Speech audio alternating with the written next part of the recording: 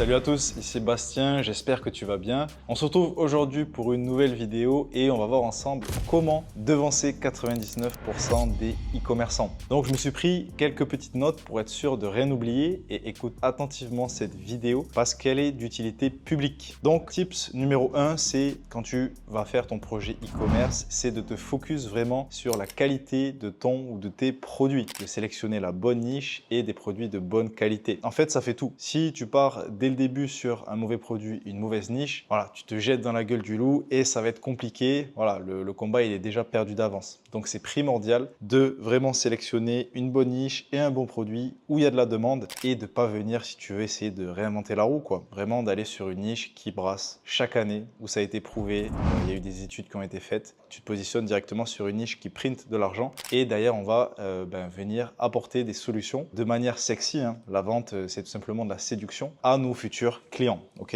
Et le problème, c'est que beaucoup de débutants, qu'est-ce qu'ils font? C'est ils se concentrent juste sur la partie marketing. Donc juste faire des sales, faire des ventes. Ils pensent qu'à eux, si tu veux, et pas assez à leurs clients. À comment ils vont pouvoir leur apporter un produit qui répond à des problèmes, bien brandé, bien packagé. Tu vois, que vraiment l'expérience client soit bonne. La plupart des débutants, vraiment, ils font cette erreur-là, si tu veux, de juste se focus sur la partie oseille. Donc si tu fais les choses bien, l'oseille, il viendra, tu vois. C'est juste une conséquence. Mais pour ça, il y a un process, il faut bien faire les choses. Donc vraiment, un produit exceptionnel, un bon produit, ça peut devenir, comme je dis, la pierre angulaire de ton succès. Ça fait beaucoup de choses. Je ne vais pas dire que ça fait tout, parce que forcément, le marketing, ça joue aussi, hein, la manière dont tu vas vendre ton ou tes produits. Mais un bon produit qui répond vraiment à un problème, ton client, naturellement, s'il est satisfait avec, la communication, elle se fera naturellement, de manière organique, et ça aide énormément. Pense à des détails comme la durabilité, tu vois, ton produit, combien de temps il dure dans le temps. Si après 2-3 utilisations, il est HS, c'est de la merde. À quoi ressemble ton emballage? Est-ce que tu as fait l'effort de le customiser ou alors c'est l'emballage qui ressemble à un sac poubelle? Voilà, ça c'est des petits détails qui ont toute leur importance. Un produit bien conçu, il fidélise ton client, il reviendra acheter. Et ça fait toute la différence. Un client heureux qui revient acheter sur ta boutique, c'est ce qui fait qu'à la fin, au bout de plusieurs mois, plusieurs années, tu vas avoir de la rentabilité avec ta boutique e-commerce ou non. Point numéro 2, construire une relation client solide. Il faut que tu te mettes dans le crâne que chaque personne, chaque client qui va venir commander sur ton shop, il faut vraiment que l'expérience elle soit unique, que chaque client compte. Tu vois, il ne faut pas faire la course de plus de clients, plus de clients, plus de clients. C'est bien aussi, tu vois. Attention, il faut faire des sales. On est une entreprise, on n'est pas une assoce. Hein. Donc, c'est primordial d'avoir des ventes. Attention. Mais voilà, il faut vraiment chouchouter chaque client et ne pas bâcler, si tu veux, un client qui a pu avoir, par exemple, une bonne comme une mauvaise expérience client. Donc, voilà, il faut vraiment être aux petits oignons pour ton client. Et si jamais il y a un petit couac, un petit hic, voilà, être conciliant avec lui, arrangeant. Ton client est roi. Donc, ça, ne l'oublie jamais. Quitte à avoir des taux de refund assez élevés, tu vois. Moi, par exemple, avec ma brand CocoWax, j'ai le refund facile. C'est-à-dire que si la personne n'a pas été contente de X ou Y raison, ça peut être, voilà, le produit, par exemple, c'est de la wax, donc peut-être que ça fait super mal, elle a eu des rougeurs de manière assez abusée, ça m'est déjà arrivé. Mais dans ce cas-là, je refund, je rembourse de suite. Tu vois, ça, c'est les règles que je donne aux personnes qui gèrent mon SAV. Je veux vraiment que le client soit satisfait et en général, le SAV, ça passe par là. Comment s'est déroulée l'expérience client? Donc 9 fois sur 10, c'est positif. Mais voilà, ce petit 1 sur 10, à chaque fois, je veux vraiment m'assurer que le client, il se sent 3. Et s'il n'a pas kiffé l'expérience, s'il n'a pas kiffé le produit, je rembourse tout. Et ça, crois-moi, ça aide à maintenir une bonne réputation et c'est primordial pour durer sur le long terme. Donc voilà, ne faites pas l'erreur de voir juste vos clients comme des numéros. Voilà, Shopify commande 9873. Non. Un client, c'est un client et voilà, peu importe à quel step tu en es, pense toujours à maximiser cette expérience client. Même les interactions, tu vois, que tu vas avoir sur, par exemple, Instagram, quand tu vas travailler sur ton compte Instagram, il va augmenter au fur et à mesure que tu vas faire des collabs, tu vas faire des ads, les gens vont te voir de plus en plus, ils vont s'abonner, tu vas faire du contenu organique, etc. Donc, tu vois, chaque message que tu vas recevoir dans tes DM Instagram, potentiellement, ça peut être un client. Donc, vraiment, toujours avoir une approche professionnelle et ouais, répondre aussi rapidement. Dès que tes clients ont des questions, que ce soit le SAV, par email, les messages, etc. Ne pas attendre 3 jours avant de répondre à ton client, ça fait pas pro du tout. Et justement aussi, ça te distingue de la plupart des marques qui ont la flemme de faire ça et qui sont pas professionnelles. Ce qu'il faut te dire, c'est que la plupart des gens, ils sont pas professionnels. Et toi, ton but, ça va être de te professionnaliser un maximum, de professionnaliser ta boutique e-commerce un maximum, que tu fasses peur à ta concurrence, que tu sois un pro. Et en fait, la plupart des gens manquent de professionnalisme. Ils manquent de professionnalisme sur leur site internet, dans les réponses apportées, il y a des fautes, etc.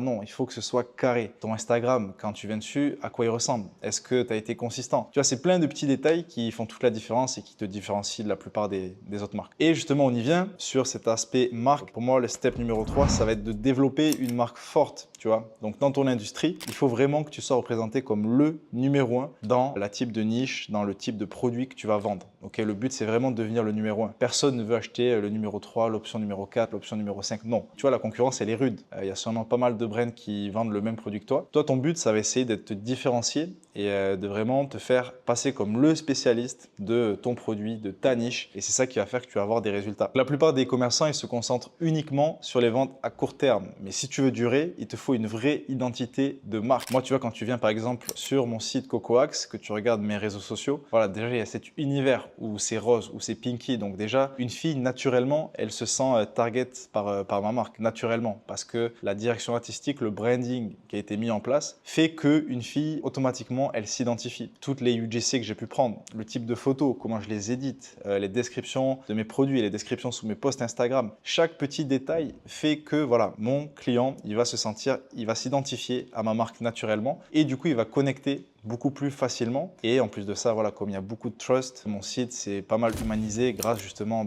aux créateurs de contenu que j'ai pu utiliser, grâce aux photos qu'on prend continuellement, on essaye de faire des shootings. Voilà, c'est vraiment ça qui fait qu'on va se différencier des autres sites, par exemple des autres e-commerçants qui essayent de vendre de la wax. Voilà, moi j'ai mis la barre assez haute et du coup, ça va être compliqué à l'heure d'aujourd'hui de venir me copier par exemple. Et ça, c'est le but à la fin, c'est d'avoir un business qui soit difficilement copiable en lançant régulièrement de nouveaux produits et toujours garder cette approche professionnelle. Voilà, je veux aussi qu'à travers cette vidéo, tu retiennes ça, c'est que peu importe ton âge, que tu aies 17 ans, 18 ans, 20 ans, 25 ans, 30 ans, 50 ans, peu importe, reste toujours professionnel. Est-ce que ce que tu fais quand tu vas bosser aujourd'hui, c'est pro? Ou alors est-ce que c'est bâclé parce que tu l'as juste fait vite fait? Pose-toi vraiment cette question-là et c'est super important de garder ça en tête. Toujours avoir une approche professionnelle, peu importe ce que tu fais. Step numéro 4, ça va être l'optimisation de tes marges. Il va falloir toujours chercher à optimiser ses marges. La pire des choses que tu puisses faire, c'est actuellement avoir un store e-commerce et ne pas être au courant du bénéfice que tu fais actuellement par mois. Donc déjà, tout doit être traqué. Ça, c'est vraiment quelque chose que je te recommande, mais c'est un peu les bases quand tu as une marque e-commerce. C'est d'avoir un Excel avec voilà, toutes tes dépenses journalières traquées. Donc jour par jour, c'est vraiment obligatoire. Donc soit tu le fais toi-même, comme j'ai pu le faire au début, soit après tu peux le déléguer, mais chaque dépense que tu vas avoir doit être traquée et également chaque vente que tu fais doit être traquée. Est-ce que ça vient d'une ad? Est-ce que ça vient du contenu organique? Est-ce que ça vient d'une influenceuse? Tout ça, ça doit être traqué impérativement et à la fin du mois, tu dois savoir exactement ton ROAS de manière générale, combien de bénéfices tu as généré. Et il y a des gens qui font par exemple de l'ADS en e-commerce et qui voilà, font du chiffre d'affaires. Donc ça peut être 10 000, 20 000, 30 000, 50 000 euros de chiffre d'affaires. Donc tu as l'impression que waouh, tu vois, c'est énorme, 50K dans le mois. Sauf que derrière, voilà, quand tu payes 30K de pub méta, 20K de coût de produit, 7K de pré-shipping, au final, voilà, tu as fait 50K de CA, mais au final, tu n'es même pas rentable. Et il y a des gens qui s'en rendent même pas compte. Donc là, c'est un peu abusé à ces échelles-là. C'est rare, les gens qui ne sont pas au courant qu'ils ne sont pas rentables. Mais il y a des gens qui voilà, font beaucoup de CA, mais au final, la rentabilité, elle est nulle. Il faut faire attention à ça. Toujours prendre cette responsabilité-là de savoir quel ROS je fais actuellement dans mon business, où est-ce que ça performe, quel est ce qui marche, où est-ce que j'ai un retour sur investissement qui est mauvais. Donc faire les manips nécessaires. Est-ce que ça vient de mes ads qui sont pas bonnes? Est-ce que ça vient des influenceurs? Est-ce que je les paye trop cher? Est-ce que je les négocie mal? Tu vois, ça peut être plein de choses. Mais vraiment, il va falloir chercher à optimiser tes coûts. Tu vois, si sur des influenceurs, tu vas réussir à négocier à chaque fois 5-10% du prix, sur une année, sur des centaines d'influx, c'est énorme. Et ça peut t'aider à avoir beaucoup plus de bénéfices pour toi, ton entreprise et toi dans ta poche. Okay, donc voilà, toujours chercher à optimiser les marges, que ce soit au niveau des fournisseurs, au niveau de la logistique, au niveau du marketing. C'est la santé de ton entreprise, donc ça doit être capital pour toi. Et avoir une bonne marge de profit, c'est vraiment ce qui te permet de réinvestir dans ton business, donc de lancer par exemple de nouveaux produits, de s'offrir des nouveaux influenceurs. C'est ce qui va te permettre de survivre et de croître sur le long terme. Donc toujours chercher à optimiser tes marges. Comment je peux être plus rentable pour survivre et justement accroître ses bénéfices. Et enfin, dernier step numéro 5, c'est de toujours se former. encore toujours se former. Ça, tu vois, ça fait des années et des années et des années que je suis dans le e-commerce. J'ai vu des gens faire ça très vite, puis se casser la gueule très vite. Des gens qui galéraient et puis qui, après 2-3 ans, ont pété. Il n'y a pas vraiment de règle, si ce n'est que tu dois continuellement t'adapter au marché parce que ça évolue très très vite, hein, le e-commerce. On prend l'exemple de TikTok. Tu vois, TikTok, il y a de ça quelques années, ça n'existait pas. Et quand je vois le courant que ça a pris, enfin voilà, quelqu'un qui ne s'est pas adapté à TikTok avec sa boutique e-commerce, aujourd'hui, c'est compliqué. Donc, tu es obligé d'être présent sur TikTok avec ta marque e-commerce. Si tu le fais pas, tu rates énormément de clients. L'avantage aussi quand tu as une brand, je te le rappelle, c'est que, admettons, tu as une vidéo, voilà, tu envoies ton produit à un UGC, il fait la vidéo, il te l'envoie, parfait, très bien, le hook est bon, le script a bien été travaillé, contenu authentique, c'est validé. Et voilà, ça, tu vas pouvoir l'utiliser sur tous les différents canaux. Donc, que ce soit en contenu organique, en ads, tu vas pouvoir poster sur YouTube, sur Instagram, sur Facebook, en Reels. Une vidéo, d'ailleurs, on peut l'utiliser sur plein de canaux différents. Toujours s'adapter, toujours se former continuellement, regarder des vidéos YouTube. Attention à regarder aussi les bonnes personnes. Tu as beaucoup de gens qui sont sur YouTube, c'est pas avec les bonnes intentions, c'est malveillant. Donc ça, c'est à toi aussi de faire ta part de travail là-dessus et de bien sélectionner ton information parce que tu as beau vouloir te former, si tu te formes auprès des mauvaises personnes, bah, tu vas droit dans le mur en fait. Donc c'est pour ça que c'est capital de toujours être à jour et ne jamais croire que tu sais tout parce que le jour où tu penses que tu sais tout, c'est le début, tu vois, de ta descente aux enfers. Donc toujours rester humble.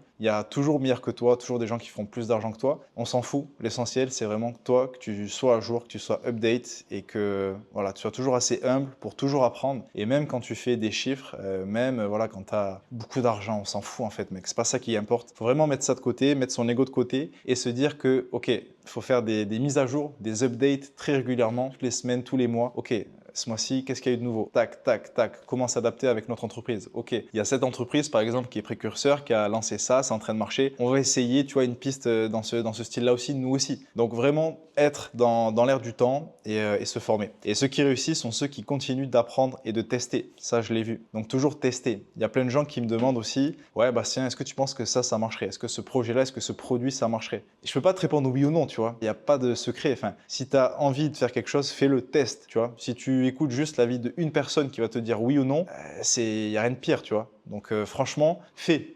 Moi, à l'époque, quand j'ai créé CocoWax, j'en sais rien, si j'avais demandé à ma mère, est-ce que tu penses que des kits de cire pour s'épiler à la maison, ça marcherait? Elle m'aurait probablement dit non, tu vois, et elle aurait raison. Alors qu'au final, bon, ben, il s'avère que ça a été un choix payant. Donc c'est pour ça. Des fois, j'ai envie de te dire, écoute-toi toi-même, suis ton propre instinct. Je pense qu'il n'y a que toi qui est apte à savoir ce qui est bon, pas bon pour toi. Tant que tu es dans une bonne lancée, que tu as envie de tester, que tu as les bonnes informations, que c'est cohérent, que tu fais les choses de manière professionnelle, ben, tu augmentes quand même tes chances de réussite. La réussite, de toute façon, c'est beaucoup plus complexe qu'un simple oui ou non, tu vois. Il y a tellement de paramètres, de facteurs à prendre en compte. Donc que ce soit en marketing, en analyse de données, en logistique, ne reste jamais sur tes acquis. Ok, qu'est-ce qui se fait actuellement? Comment améliorer tes process? Comment traquer ta rentabilité? Tout ça, tu vois, tu dois essayer d'optimiser à chaque fois. Ça doit être un petit peu ton motto, tu vois, ton ambition, ton why. Ok, tu fais du commerce, tu fais de l'oseille, mais si tu veux rester et perdurer, voilà, il va falloir toujours update ses compétences, ses connaissances, tester de nouvelles stratégies, rester curieux et aussi, on va finir sur ça, ne pas hésiter à prendre des risques. Parce que la plupart des gens, vous avez peur. Tu as peur de lancer ça, tu as peur de faire du contenu, tu as peur de... Voilà, tu te poses 10 000 questions, 10 000 excuses.